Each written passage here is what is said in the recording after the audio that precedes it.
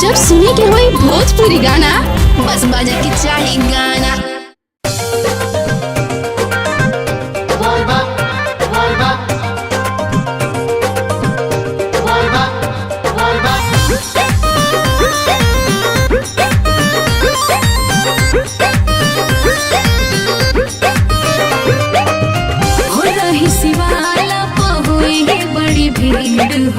कैसे तू चिन्हवा लागल फिकीर हो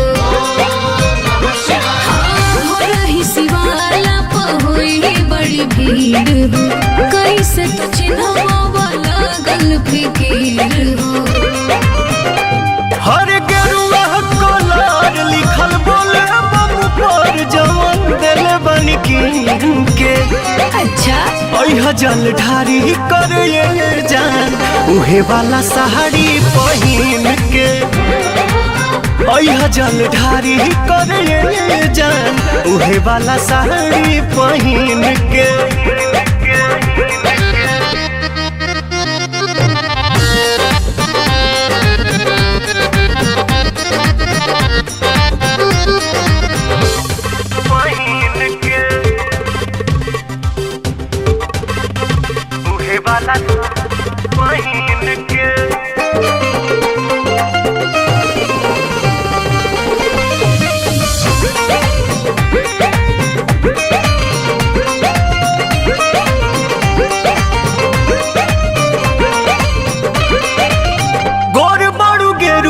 कलर तोहमे खोली कहली हटी करगरी चंदन के गोली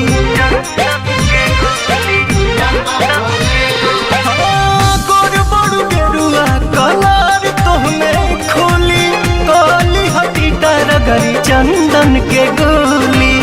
सावन महीना जब से चढ़ गइल बा भक्तिया भाव दिल में भर गइल बा। मंदिर के फेरी तू लगई है बच बेरी अपना अमूरी पगीन के है जल ढारी करे जान उहे वाला साड़ी पहिन के। अच्छा है जल ढारी करे जान उहे वाला साड़ी पहिन के।